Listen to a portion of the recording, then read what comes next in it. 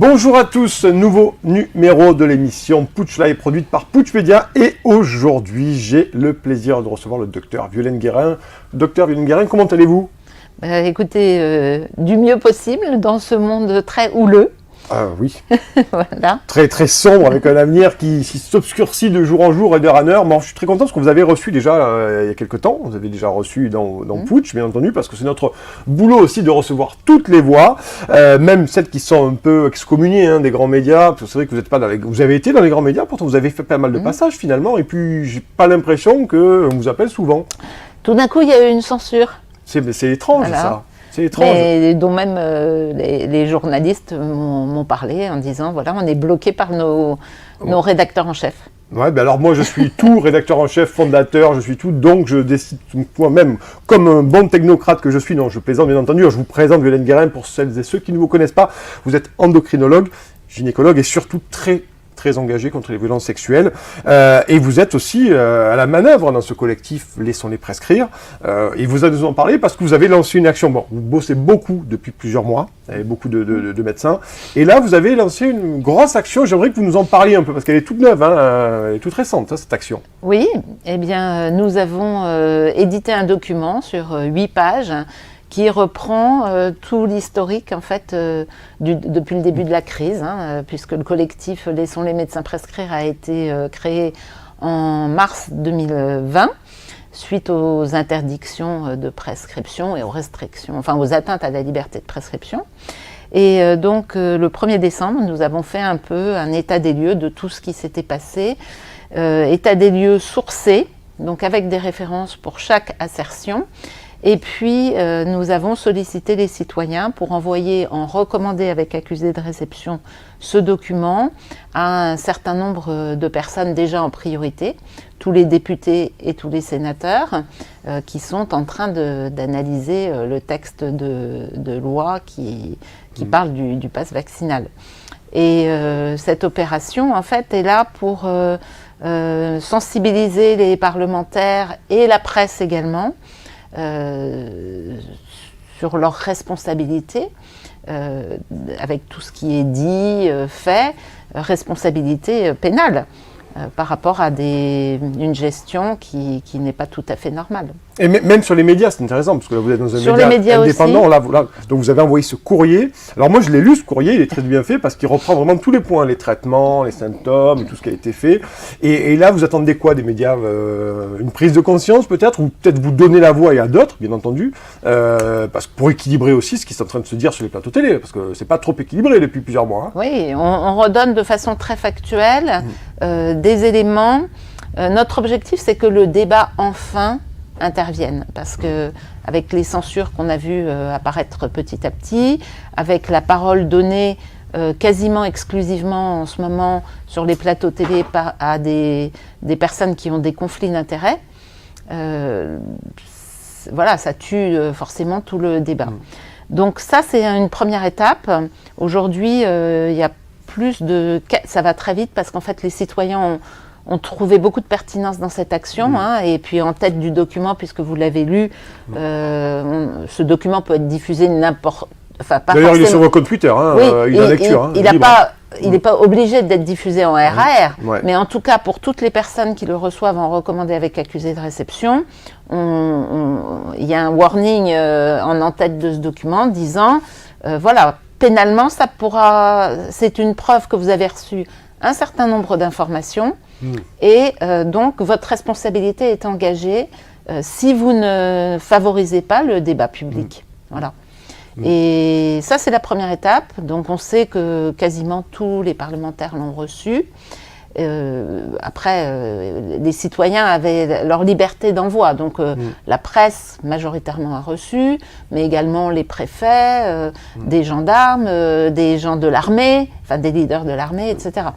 Et la deuxième étape, c'est que maintenant que tous les parlementaires ont reçu, beaucoup d'élus aussi, des maires et autres, la deuxième étape, c'est que les citoyens sont en train de préparer des débats publics qu'on va imposer finalement, puisque les citoyens sont libres et même doivent s'impliquer aussi dans la vie politique, hein, finalement, parce que beaucoup de problématiques viennent du fait que... c'est la matière vivante de la démocratie. On a déserté, Et là, comme on a des élus qui ne prennent pas leurs responsabilités, eh bien, quelque part, les citoyens vont convoquer leurs élus et les forcer à faire ces débats publics.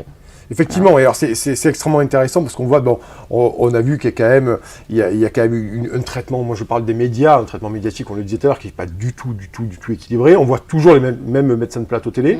Moi je ne sais pas quand est-ce qu'ils nous disent que les hôpitaux sont débordés, je veux bien les croire, mais j'ai du mal à croire aussi qu'ils soient tout le temps sur les plateaux télé, parce que si leur service est débordé, c'est peut-être mieux qu'ils soient dans les hôpitaux plutôt que d'aller sur les plateaux télé, parce que c'est toujours mieux peut-être, enfin peu importe, ça c'est des choses qui m'ont toujours fasciné.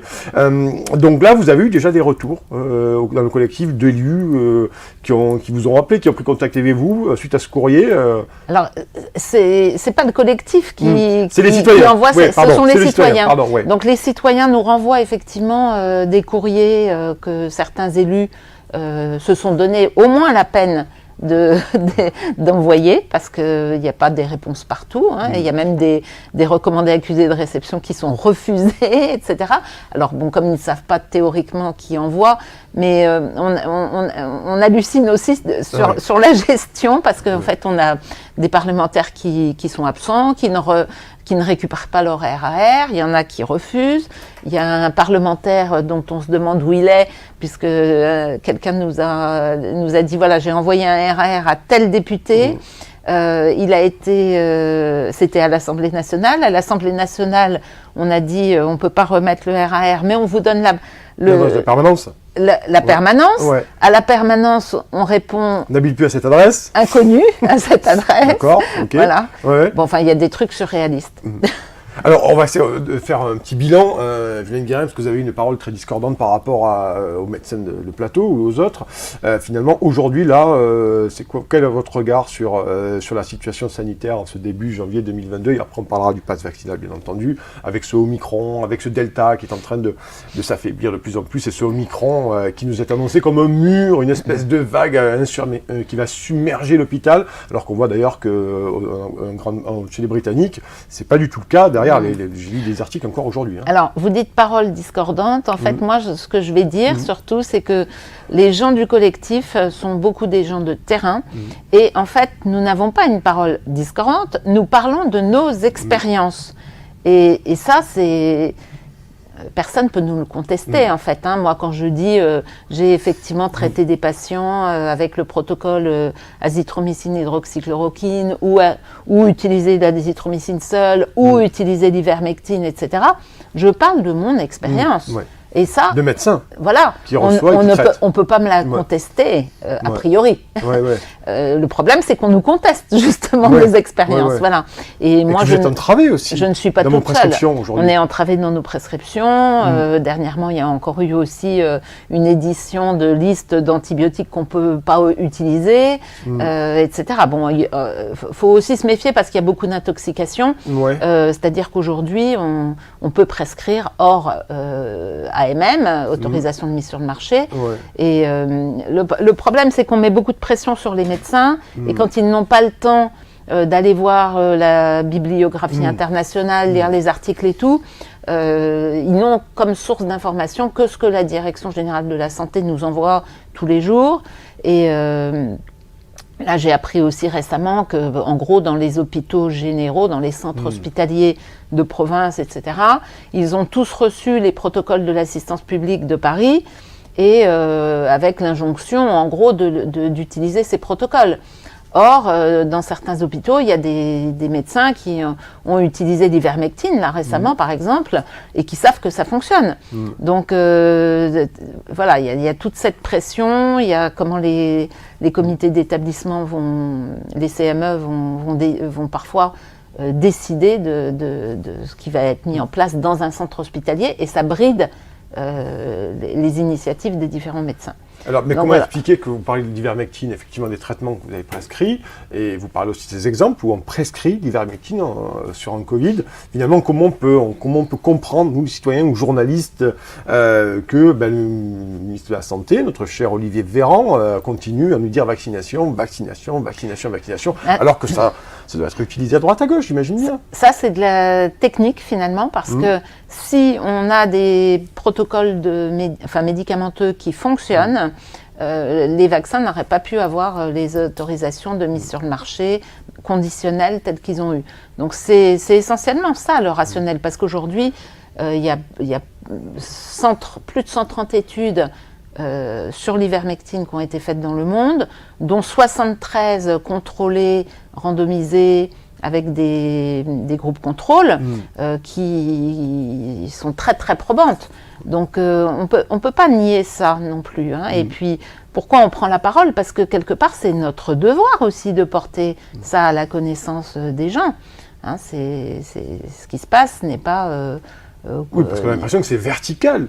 Ça descend comme ça, comme du Saint-Siège, et puis vous pouvez plus faire votre travail, parce que c'est ça la réalité aujourd'hui. C'est ça, il y a des phrases qui choquent, qui passent, qui sont comme une doxa, de dire par exemple, les vaccins sont intéressants parce qu'ils préviennent les Covid graves. La meilleure prévention des Covid graves, c'est surtout de prendre en charge les patients tout de suite, de les ausculter, de les traiter. C'est ça la meilleure façon de ne pas avoir des développements de Covid graves. Donc il faut se méfier un peu sur tous les messages. On a dit aux gens restez chez vous, ça les a empêchés d'être auscultés par les médecins. Du coup, quand on n'ausculte pas, on ne peut pas écouter les petits crépitants qu'il y a dans les poumons et s'alerter, parce que c'est ce qu'on fait normalement, par exemple, pour des grippes qui peuvent se décompenser. Les gens viennent voir leur médecin et sont auscultés. Et c'est là qu'on anticipe. Et c'est là qu'on anticipe et qu'on traite. Voilà. Donc pour répondre à votre question, tous les automnes, fin d'automne, hiver, depuis des années, les services hospitaliers sont débordés, non pas à cause du Covid, tous les automnes précédents et hivers précédents, mais parce que, il y a beaucoup de tensions hospitalières, on a diminué de façon incroyable les lits depuis des années. Et puis, tous les hivers, les décompensations respiratoires en particulier, des affections des voies aériennes supérieures, que ce soit la grippe ou certains virus, autres virus, parce que là, on nous parle que du Covid, mais il y a le virus grippal, il y a plein d'adénovirus, il y a des rhinovirus, il y a plein de virus. C'est un peu, c'est l'évolution naturelle qui se passe. Et ce qui s'est passé aussi avec les confinements, ça a empêché les immunisations naturelles et les infections de se faire progressivement. Parce qu'aujourd'hui, moi j'en ai la conviction, on serait déjà sorti de tout ça si on n'avait pas confiné. Parce que si on reprend un peu l'histoire du SARS-CoV-1, donc le SRAS, qui est dans la même classification des coronavirus que le SARS-CoV-2, en 2 ans, c'était terminé. Parce que ce qui se passe, c'est que les coronavirus mutent beaucoup, et ils mutent beaucoup parce qu'en fait, nous, on s'immunise, contrairement à ce qu'on nous dit.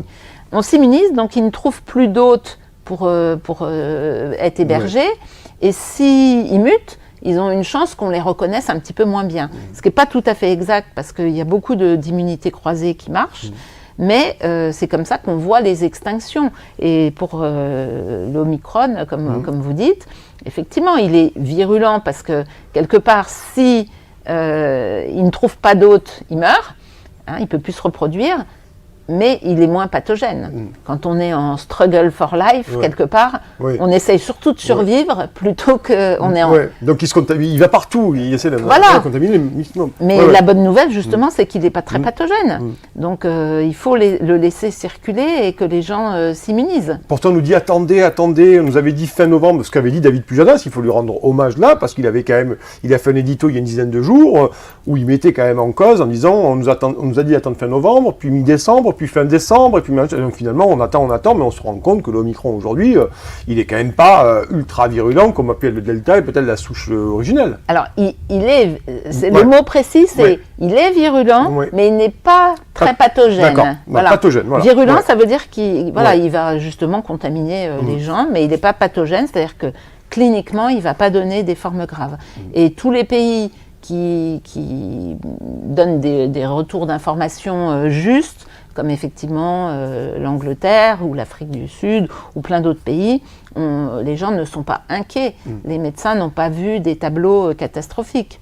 Voilà. D'admission en réanimation et de submersion de l'hôpital avec des cas Omicron. Effectivement. Ça, c'est intéressant.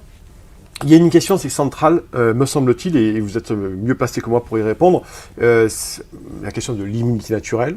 Et le professeur Eric Combe a commencé à en parler il y a quelques jours, notamment sur une chaîne, disant qu'il y avait l'immunité vaccinale et puis l'immunité naturelle. Et le Omicron pourrait, peut-être, selon certains, se propage beaucoup et mettre en place une immunité naturelle dont la vaccination serait pratiquement plus efficace. L'immunité naturelle, j'ai l'impression qu'on l'a carrément mis de côté depuis le début du Covid. Alors, moi j'avais été alertée parce que, comme vous le dites, à un moment j'étais quand même sur les plateaux des médias mainstream et je m'étais retrouvée en discussion face à une dame de l'OMS, c'était en mars, donc au tout début, fin mars, et qui disait les gens ne vont pas s'immuniser, donc il va falloir les vacciner, les revacciner, etc.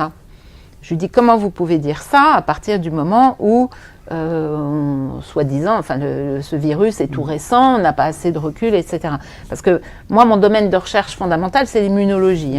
Donc, je connais assez bien tous ces process et de façon extrêmement anormale, je vais vraiment poser le mot anormal, en France, on ne travaille pas sur les sérologies. La sérologie, qui permet de mesurer et évaluer les anticorps, eh bien, on nous les refuse. On les refuse pour la prise en compte, on les a refusés pour la prise en compte du pass sanitaire, etc. Et en fait, la sérologie, c'est le seul test diagnostique qui permette de dire une personne est protégée contre ce coronavirus. Et une prise de sang unique pourrait faire l'affaire. C'est une prise de sang. Mais vraiment unique, je veux dire, pas faire une prise de sang chaque 3 semaines pour savoir si le taux d'anticorps monte ou baisse. Bien sûr. Et puis, alors, non seulement on ne veut pas prendre en compte les résultats des sérologies, et deuxièmement, on fait croire aux gens que cette immunité disparaît. Ce qui est faux. Parce que le corps a la mémoire de tout, et les sérologies, quand elles sont bien faites, parce que le problème aussi, c'est qu'on n'a pas de standard international sur les sérologies. Donc on a des kits, un kit Roche, un kit Abbott, un kit machin, un kit truc, et en fait il n'y a pas de cohérence dans les résultats. Ça c'est pas normal, vu l'enjeu de ce qu'on nous a annoncé comme une pandémie dramatique, etc. On aurait dû avoir un étalon mondial. Et en 2 ans, j'imagine qu'en 2 ans ça aurait pu être fait. Mais largement, bien sûr. Donc la sérologie, c'est vraiment l'élément clé. Et ça, on n'obtient pas de réponse de pourquoi on n'utilise pas les sérologies. Et les sérologies, de base, avant de vacciner, et même dans les études cliniques, on devrait avoir une sérologie initiale. Et pourquoi ? Parce que les coronavirus, on les connaît depuis les années 50. Donc ils circulent beaucoup, et beaucoup de gens ont déjà une immunité croisée potentielle. Donc ça aurait été... C'est essentiel de faire la sérologie, en fait. Et ça n'a aucun sens de vacciner, par exemple, quelqu'un qui a une sérologie positive. Voilà. Ouais. Et on va même, là on parle d'immunologie, on parle même, je crois que même dans la loi, il faudra voir et vérifier, mais je crois que même le certificat de rémission va être exclu du pass vaccinal. Est-ce que c'est pas, j'ai envie de dire, alors moi je parle en tant que profane, je ne suis pas un médecin, vous savez, cette espèce de totem d'immunité qu'on sort en permanence, finalement, est-ce que c'est pas une insulte à l'immunologie que de sortir les gens un certificat de rémission du pass vaccinal ? C'est plus qu'une insulte, c'est parfaitement anormal. C'est anormal. Voilà. Donc les Suisses sont les premiers à avoir un peu bougé, puisqu'ils viennent d'intégrer les sérologies dans leur pass. Mais en France, on est loin de ça, et on est dans toutes les absurdités, médicales, scientifiques. Donc c'est ça aussi, ce qu'on a voulu souligner dans ce document de synthèse que l'on a fait, c'est de montrer toutes les contradictions par rapport à la science. Ce qui nous fait dire aujourd'hui, avec 2 ans de recul, et on le martèle, qu'on prend un prétexte sanitaire qui est parfaitement inexact pour imposer des mesures liberticides, parce qu'aujourd'hui, ce qui se passe n'est vraiment pas normal et n'a aucun rationnel médicale. Enfin, en même temps, en plus, ça sent l'échec, hein, parce que comment Jean Castex peut se lever le matin en disant « j'ai 90% de vaccinés, je suis un des champions du monde du taux de vaccination, par contre, j'ai 350 000 cas par jour, même si ce sont des cas et pas des malades, mais à un moment donné, on voit bien que la corrélation entre la courbe des vaccinés et la courbe des contaminations laisse quand même rêveur, même pour quelqu'un qui n'est pas infectiologue ou immunologue. Oui. C'est assez subtil et complexe aussi, parce que, bon, en France, on n'a toujours pas de sûreté sur les tests diagnostiques. Il faut savoir aussi qu'aux États-Unis, le CDC, le Center for Disease Control, a confirmé que les premiers tests PCR, en tout cas, les techniques n'étaient pas du tout valables. Donc, on a eu beaucoup d'erreurs diagnostiques. Donc il y a toute la problématique des tests et là juste avant d'arriver ici j'ai un médecin qui m'a encore envoyé un message: est-ce que tu connais à Paris un labo où est clairement affiché les cycles d'amplification? Les cycles d'amplification. Et en France on n'a pas de résultats dans l'ensemble, sur la majorité des labos où on a le résultat en conscience du nombre de cycles d'amplification. Ça, c'est pas normal. Donc là, on parle de la performance et de l'identification du SARS-CoV. Oui, dans ce test PCR. Du test diagnostique, déjà. Voilà. Mais plus en faveur de la négativité ou plus en faveur de la positivité ou peu importe? On sait très bien que plus on travaille avec des grands cycles, un haut nombre de cycles d'amplification, plus ça va, plus on est sur des faux positifs. D'accord. Donc déjà, ça pose énormément de problèmes, ne serait-ce que diagnostiques. Et puis, mais à toutes les étapes, on a des problématiques. On a des étapes en diagnostic, on a des étapes problématiques dans le traitement, on a des étapes problématiques dans les sérologies. Donc c'est toute la médecine là qui va pas. Et comment vous l'expliquez, Dr Guérin, finalement? Parce que là, ça fait 2 ans qu'on se tamponne, je disais trivial, mais ce Covid-19, on nous restreint de plus en plus des libertés, ça pose quand même vraiment des questions aujourd'hui de démocratie. Comment vous expliquez que finalement les bumpers rouges s'allument partout et qu'on continue à nous dire, vous vous rendez compte, il y a 350 000 cas, il faut vacciner, c'est un mur? Nous, au début, quand je dis nous, c'est les médecins en particulier du collectif, on a abordé le sujet de façon très médicale. Et puis, plus vous avez des anomalies qui se passe, plus on se dit il y a autre chose que des problématiques bien sûr médicales. Et aujourd'hui, quand on regarde un petit peu ce qui se passe au monde, on s'aperçoit que ce sont simplement un certain nombre de pays finalement qui sont dans ces logiques. C'est quoi? C'est l'Union européenne qui pose problème, c'est les États-Unis, mais les États-Unis sont en train finalement de beaucoup changer, puisqu'il y a un certain nombre d'États où la vie est revenue parfaitement à la normale. Il y a même en Israël. Plus de passe, Non, en tout cas pour les États-Unis, c'est très important. Plus de passe, plus de masque, plus rien. Retour total à la normale. Bon, le prototype, c'est l'État de la Floride, où tout est parfaitement revenu à la normale. Après, là, vous avez le Canada, où les mesures sont incroyables. En fait, c'est l'Angleterre, l'Australie, c'est les pays du Commonwealth.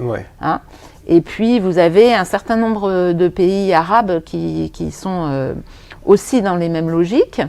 Et finalement, on est en train de voir que les pays d'Asie, je mets la Chine à part, mais le Japon, le Taïwan, tout ça, sont en train de dire, voilà, ça va pas, il y a un problème. Les Japonais remettent en doute les tests, les vaccins, etc. Parce qu'ils sont en train factuellement de constater qu'il y a des problèmes de pharmacovigilance, d'effets secondaires. Je veux qu'on parle, parce qu'ici, chez Putsch, on parle des effets secondaires, on n'a pas peur d'en parler, parce que c'est vraiment une vraie question aujourd'hui.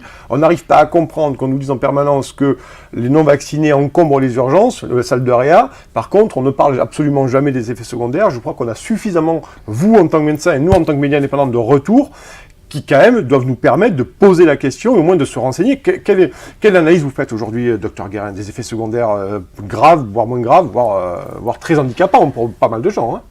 Alors, que ce soit des médicaments qu'on prenne par voie orale, injectables ou autres, ou des vaccins, on a normalement une évaluation de pharmacovigilance depuis quelques années. C'est pas non plus super... Enfin, ça fait pas des siècles qu'on a des évaluations de pharmacovigilance, mais depuis les années 50, on a pas mal d'évaluations. Et ces évaluations-là, elles sont interpellantes aujourd'hui parce que elles sont interpellantes en nombre. Quand on regarde les effets secondaires des vaccins, hors Covid, tous les vaccins qui sont commercialisés depuis de longues années, en fait, on a en quelques mois de vaccins Covid, on a plus d'effets secondaires que tous les vaccins réunis depuis des dizaines d'années. Donc ça interpelle. Mais surtout, ce qui interpelle, c'est que les dossiers d'enregistrement, les dossiers d'AMM, n'ont pas été complets. On a voulu aller trop vite. Il manque des études précliniques, il manque du recul aussi sur les effets secondaires, sur pas mal de choses. On sait aussi qu'il y a eu des problèmes de production sur les sites de production. Donc ce qui était dans les vaccins n'était pas forcément reproductible, etc. Et des gens honnêtes qui faisaient l'évaluation de ces dossiers avaient demandé des études complémentaires, avaient envoyé différents warnings. Et on n'a pas attendu les réponses à tous ces questionnements ou les études complémentaires demandées. Donc voilà, tout ça, c'est pas normal. Et aujourd'hui, oui, on est inquiet parce qu'on voit quand même beaucoup d'effets secondaires qui sont dans des proportions anormales. Et il faut les investiguer. Et le souci, c'est que pour la France en tout cas, l'ANSM n'a pas assez de gens, même avec les centres de pharmacovigilance, pour analyser les dossiers, moi ce que j'appelle correctement, parce que ce qui est très important, c'est qu'on peut faire un effet secondaire, par exemple, même si on prend un anti-inflammatoire, on peut avoir l'impression d'avoir fait un effet secondaire, mais en fait, il n'est pas forcément imputable. Voilà, parce qu'on peut... oui, parce que c'est ce qu'on dit. Il n'y a pas de lien, on n'a pas pu vérifier, ou le lien n'est pas forcément établi entre la vaccination et l'effet secondaire en question. Voilà, ça s'appelle analyser le dossier et faire une étude d'imputabilité. Bon, ça, c'est un énorme travail. Ça peut demander une journée de travail, par exemple. Et aujourd'hui, on n'a pas dimensionné les moyens pour analyser ces dossiers correctement. Et nous, la sensation qu'on a, c'est que du coup, on conclut un peu vite à pas d'imputabilité. Voilà. Et ça, c'est très embêtant parce que moi, j'ai eu des patients qui ont des effets secondaires et je connais très bien la pharmacovigilance parce qu'à un moment, j'ai dirigé des équipes de recherche dans l'industrie, donc je sais très bien l'importance de ces analyses de dossiers en profondeur. Et donc, par rapport à mes patients, puisqu'aujourd'hui je suis en libéral, on me répond c'est pas imputable, alors que là, pour certains dossiers, en tout cas, moi j'aurais pas conclu à une non-imputabilité. Voilà. Donc, beaucoup de dossiers sont pas analysés. Les dossiers qui sont analysés, je pense, le sont trop rapidement. Et puis, il y a une sous-déclaration qu'on connaît depuis longtemps. Vous êtes sur la même ligne que le docteur Gaillet, qui est infectiologue au CHU Strasbourg, qui disait aujourd'hui, ce n'est pas tellement la pharmacovigilance ou les centres, c'est surtout la remontée d'informations, donc la sous-information. Il y a ça, il y a la remontée, parce que les gens... c'est simple, hein, si vous êtes médecin et qu'il faut que vous fassiez une remontée, ça peut vous prendre au moins 30 minutes déjà, ne serait-ce que de faire la remontée. Et puis après, on revient vers vous, vous devez compléter les dossiers et tout. Et ça, c'est du temps qui est difficile. Et surtout, moi, en ce moment, j'ai beaucoup de gens, de médecins du collectif, qui nous alertent. J'ai essayé de me connecter sur le site de l'ANSM, j'y ai passé un quart d'heure, mais les choses ne sont pas enregistrées. Il y a des patients qui aussi peuvent saisir directement, qui disent on n'arrive pas à entrer les données, ou le site le lien est en rade, etc. Donc, bon, il y a une vraie problématique là. Aujourd'hui, pour vous, il y a une vraie sous-estimation des effets secondaires graves. En tout cas, il n'y a pas une bonne analyse des dossiers. Il y a probablement une sous-estimation.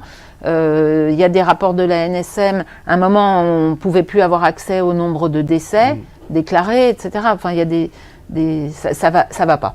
Oui, Ça oui. va pas. Mais effectivement, mais est-ce que ça pourrait à un moment donné remettre aussi, enfin on le sait, bon, je voudrais qu'on en parle, il reste encore 3-4 minutes, je voudrais qu'on en parle, mais ça pourrait remettre en cause aussi la fiabilité du vaccin ou pas, finalement. Parce que les effets secondaires qu'on nous remonte, ils sont quand même assez graves. Alors je ne suis pas spécialiste pour pouvoir les étudier, mais c'est quand même assez grave. Hein, quand on évalue un médicament, que ce soit un vaccin ou un autre médicament, il y a vraiment deux plans importants, c'est l'efficacité et la tolérance. Donc en termes d'efficacité, on a un vrai problème puisque, comme je l'ai dit, on n'a pas utilisé les sérologies pour vérifier l'efficacité et vérifier si ce qu'on pense être une efficacité n'était pas en fait une immunité croisée préexistante. Donc ça, c'est le premier point. Et le deuxième point en matière de tolérance, effectivement, il faut vraiment analyser, creuser. Il faut faire des autopsies chez les gens décédés, mais aujourd'hui les autopsies sont bloquées dans l'ensemble. Donc tout ça, c'est interpellant.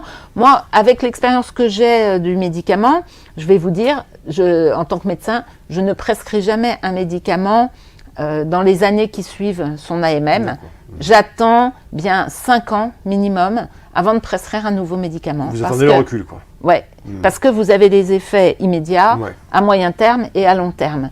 Et aujourd'hui, sauf cas vraiment où on est extrêmement démuni sur, on va dire, c'est quoi les cas où on est démuni, c'est quand vraiment il y a des gros risques de mortalité comme un cancer ou autre. Bon, là, je pense qu'on peut de façon acceptable aller sur un risque potentiel voilà. Tandis qu'il faut garder en tête qu'un vaccin, il s'adresse à une personne saine, qui n'est pas malade. Donc il faut être extrêmement exigeant sur le bénéfice-risque. Oui, oui. Voilà. Parce que la personne elle est saine, elle n'est pas malade. Voilà. C'est pas la même chose si vous avez quelqu'un qui a des métastases cérébrales ou des métapartout d'un cancer du pancréas. Là, l'enjeu, il est différent. Mais c'est ça qu'il faut garder en tête. Ça s'adresse à des personnes saines, pas malades. Voilà. Et dernière question, là, quand on commence à ouvrir la porte et on vous dit 4e dose, presque bientôt la 4e dose, comment vous réagissez? Ça fait 3 doses, ça devient un traitement à ce niveau-là, c'est plus un vaccin, parce que à 4 doses chaque 3 mois... Ça n'a pas de sens. Voilà. Ça montre justement l'inefficacité, a priori. Sauf s'il y a d'autres objectifs derrière. Mais on peut pas accepter. Là, il y a plein de choses qui sont inacceptables. C'est-à-dire que les AMM conditionnels, voire pour Pfizer qui a eu une AMM définitive, il y a dans une AMM, vous avez un protocole précis avec une injection, éventuellement un rappel, mais à 6 mois, pas à 3 mois. Et puis, c'est quoi ça, le gouvernement qui donne l'autorisation de vacciner Pfizer, puis Moderna, puis machin, puis truc? C'est du n'importe quoi. Et ça, c'est aussi très interpellant, parce que dans 5 ans, par exemple, pour une personne qui a reçu un Pfizer, un Moderna, ou peut-être un Janssen, un Pfizer, puis un Moderna, s'il a un problème, qui est responsable, etc. Donc il y a une confusion totale et des choses qui sont vraiment anormales. Moi aussi, ce qui m'a par exemple extrêmement choquée, c'est d'entendre le ministre de la Santé qui dit en gros il n'y a pas de contre-indication au vaccin. Les allergies, on ne va pas les prendre en compte. Alors que si vous prenez le dossier d'AMM et ce qu'on appelle après une extraction qui sont les résumés des caractéristiques, le résumé des caractéristiques du produit, les RCP, vous avez toute une liste de contre-indications. Et ça, c'est occulté. C'est comme dans les AMM, il n'y a pas d'AMM grossesse aujourd'hui. Et on encourage c'est pas qu'on encourage, on quasi oblige les femmes enceintes à on ne les a pas sortis du pass vaccinal, donc on ne les a pas sortis du pass vaccinal, de fait... Mais ça, c'est pas normal, parce que la grossesse, c'est un sanctuaire. Et on sait très bien qu'on ne donne aucun médicament pendant la grossesse. On n'a pas de recul sur l'embryogenèse, par exemple, avec l'injection de vaccin. Non, bien sûr. Il n'y a pas eu d'études dessus. Et d'ailleurs, on n'en fait quasiment jamais. Ce qui se passe pour se dire, on peut éventuellement prescrire à une femme enceinte tel produit, en fait, on regarde 30 ans, 50 ans d'analyse, parce qu'à un moment donné, il y a des femmes enceintes qui ont pris sans le savoir, par exemple, un médicament ou un médecin qui a prescrit alors qu'il n'aurait pas dû prescrire. Donc, on a des bases de données avec un certain nombre de femmes qui ont été exposées à tel ou tel produit. Donc, on sait effectivement qu'il y a un petit nombre de produits qu'on peut donner pendant la grossesse sans prendre beaucoup de risques. Voilà. Mais on ne va jamais donner un produit nouveau à une femme enceinte. Normalement. Ouais. Vous avez posé beaucoup de questions, Ouais. docteur Violaine Guérin. Merci beaucoup. Un très long entretien là-dessus, passionnant. Hein, d'ailleurs, c'est pour ça qu'on vous reçoit pour nous éclairer, pour essayer de faire vivre le débat aussi sur ces questions qui sont de plus en plus compliquées. Merci en tout cas d'avoir été si précise sur ces questions-là. Chacun se fera son idée. Merci beaucoup, Violaine Guérin. Vous êtes endocrinologue et gynécologue, très engagé contre les violences sexuelles, et vous êtes aussi à la tête, ou du moins vous menez la barque de ce collectif Laissons-les prescrire. Merci en tout cas d'avoir suivi ce long entretien. On se retrouve très bientôt. Bye bye, vive la démocratie.